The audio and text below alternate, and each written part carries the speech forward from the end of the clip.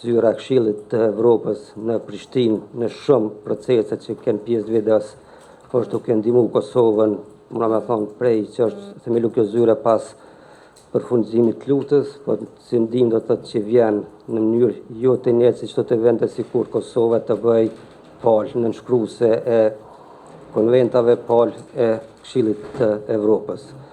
Me theks veçantë i kushtuar po është rëndësi fakti që nëse Kosova të bëj pjesë e Këshillit të Evropës, do të kishim pas mundësi që vetëm brenda vitit të parë, po flas pas antarësimit të Këshillit të Evropës, nëse do të kishim institucione të konstituara kuvend qeveri me 10 konventa të ratifikojmë dhe të dërgojmë do të thotë këtu në Këshillin e Evropës për ratifikim. Kjo padyshim që do të mundësonte Kosovës të kishte një rol shumë më të madh në bashkëpunim, qoftë në aspektin diplomatik, po qoftë në kuadër të bashkëpunimit gjyqësor në çështjet penale. By supporting this initiative, Germany once again reaffirms its strong and unwavering commitment to Kosovo's membership in the Council of Europe. And this goal clearly remains within reach. And allow me a personal remark. Being a former desk officer for the German Foreign Office at the Council of Europe, I traveled about 30-40 times during my time to Strasbourg, to the Parliamentary Assembly meetings, to the first summit held in '97.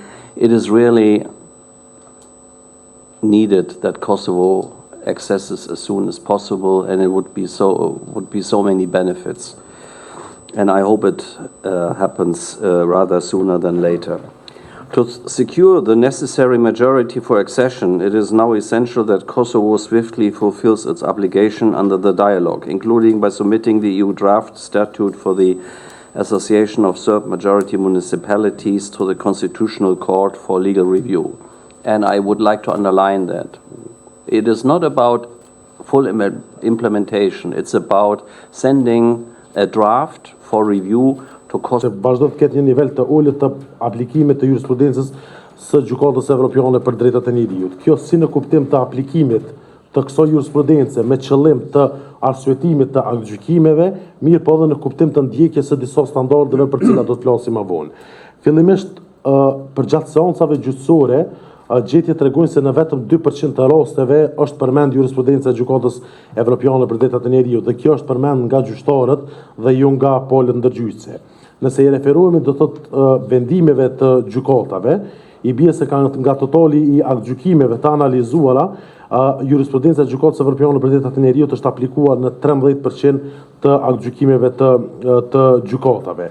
Më së shumti është aplikuar në rastet civile, për nga niveli gjykatave, më së shumti është aplikuar në gjykatat themelore. Unë pajtona plotësisht që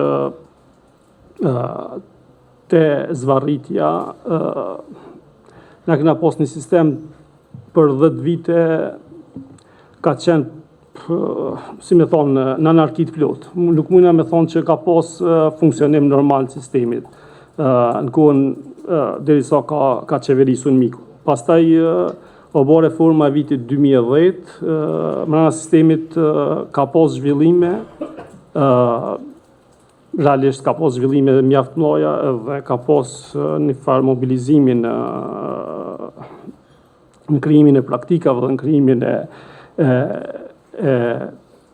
unifikimit praktikave, po ka pas gjithmonë ngecje për shkak ndoshta shumë elementve, qoftë edhe mungesës gjyqtarëve që ka qenë një mos jashtëzakonisht madhe. Na mund në gjendjen më të mirë, po ka ardhur në një stad ku sistemi realisht i nevojitet pjekuria. Kur tham pjekuria, mendoj që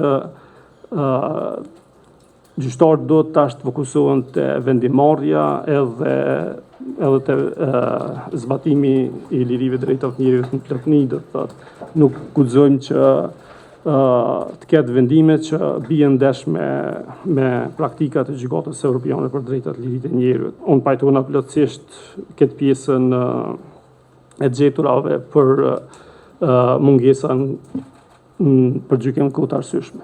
Një gjë që na shqetëson neve si sistem prokurial është çështja që qeveria nuk ndan buxhetet të kërkuara sipas asaj që ne e parashojmë si të nevojshme, Dhe këtë e them me një arsye që ju e dini, në kohën e fundit është rritur numri i gjyqtarëve dhe na vjen shumë mirë që është bërë kjo, por nuk është rritur numri i prokurorëve për shkak të mungesës së buxhetit. Dhe çfarë po ndodh në praktikë? Gjyqtarët me të drejtë caktojnë seanca, por fatkeqësisht nuk kanë mundësi të mbajnë këtë seanca për shkak të numrit të vogël të prokurorëve dhe të pamundësisë së tyre për të arritur në të gjitha seancat që i caktojnë gjyqtarët. Shkaku i situatës së krijuar me kozgjatjen e procedurave gjyqësore është tek gjykata. Është edhe mosveprimi i autoriteteve tjera në zbatim të ligjit, mungesa efikasitetit të administratës, jo profesionalizmi, qasja jo e duhur institucionale e zgjidhjes së problemeve, mungesa e seriozitetit, mungesa ndërveprimit, mungesa komunikimit në instancë të fundit, sepse vrejet që institucionet mes vete kanë vështërsi në komunikim. Ekziston nevojë urgjente për me rrit nivelin e komunikimit, koordinimit dhe ndërveprimit institucional me qëllim për me arrit këtë standard.